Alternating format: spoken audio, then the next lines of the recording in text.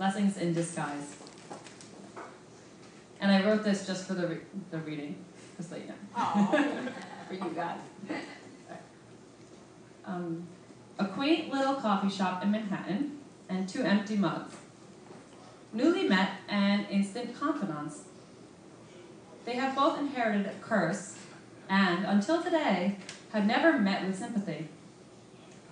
Neither of them asked for their curse, and, sadly, neither has been able to shed the burden of it. You see, she's beautiful, according to society standards, and he's rich, financially. Manhattan, though not the strongest in literary tradition, has the most publishers in the world. And that is what drew her from Europe in her early 20s. Everyone assumed she came in suit of a different career, but the truth is, she never even walked through the doors. Oh, I'm sorry. She definitely walked through the doors of Random House over Ford any day. Are you a model? They asked boldly. Have you ever considered modeling? When she was 16, her tire went flat on the road, and she eased the car over to the side. Before she could even dial for help, 2 cars had pulled over, and some nice gentlemen asked her about a spare. The victor, who won the race to the trunk, changed her tire without effort or complaint, while the other man, although not the hero, was free to chat up the damsel in distress.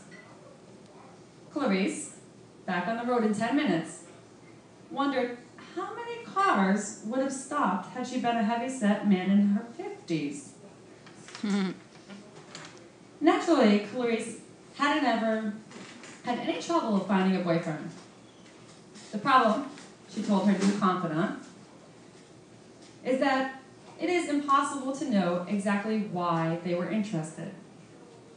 She sought out men who seemed good in nature, who were sensible, cultured, but had they valued the conversations with her or been distracted by her physical appearance? Clarice blamed her mother for her looks and for putting her in that beauty pageant as a toddler when she wasn't even sure-footed, but was wearing blush. Smile and nod. Her mother had shown her exactly how it's done. A person hasn't much control over the natural aesthetic quality of their features. Many people invest in plastic surgery for features Clarice was born with, but she wondered how ludicrous it would be to pay for a larger nose or lower cheekbones. All she wanted was to be less adored, noticed less in the streets. But most women search desperately for makeup and tailored fashion, just hoping for a glimpse or a comment.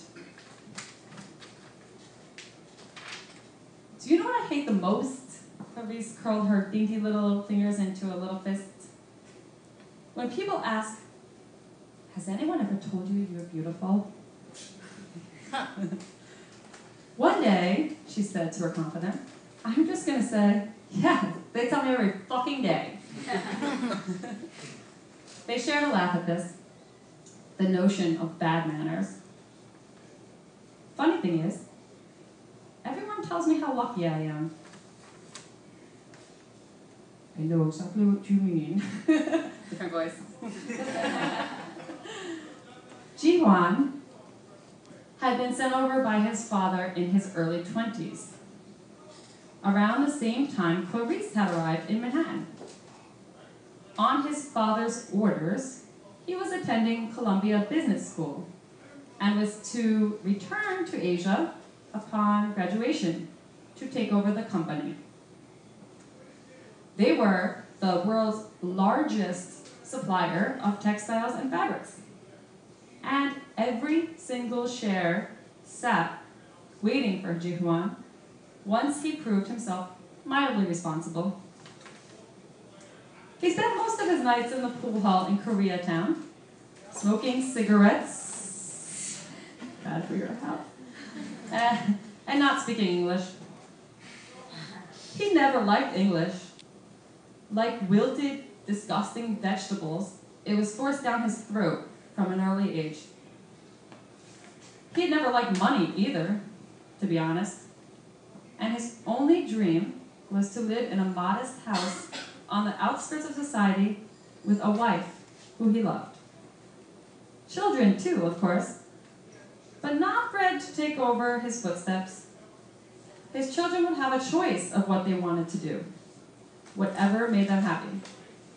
And he wouldn't punish his son if his teacher called home and said that he announced in class that he wanted to be a farmer. Jihan had 4 older sisters. He was the youngest and the only boy.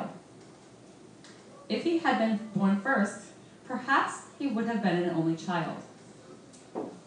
His eldest sister stared at him with disdain across the table every time the family got together because she was the go-getter of the siblings.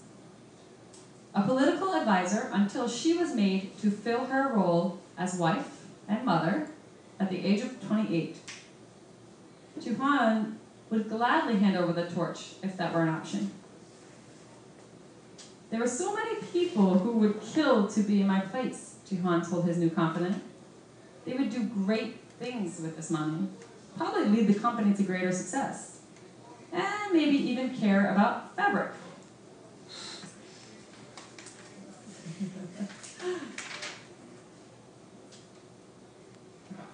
He had drudged through several factory tours and business meetings with clients like Gap and Levi. Smile and nod. His father had shown him exactly how it's done. The factory workers hated him already. An old man in business suits had already begun to flatter him on the golf course with talk of hookers and other perks. I'm sorry, we're closing now. A young boy wiped his hands with a dish towel and took their empty mugs. The 2 confidants rise from their chairs, lighter now, having unloaded their secrets. This was a first and a last for both of them. No judgment, no laughter. As they walk out the door, both 25 years old, they believe they will remain friends. But because life consumes us, they will never meet again. In 5 years, after Jihan has failed out of Columbia and wasted a few years in the US, his father will threaten to revoke the offer, and Jihan will beg for his position in the company. Clarice will have developed some wrinkles, a little weight in her midsection, and her skin won't be as pure and tenacious, and she will walk down the street as people pass by. A man on the subway will stare too long, and when Clarice realizes his attention is on the map behind her, she will want someone to tell her she's beautiful.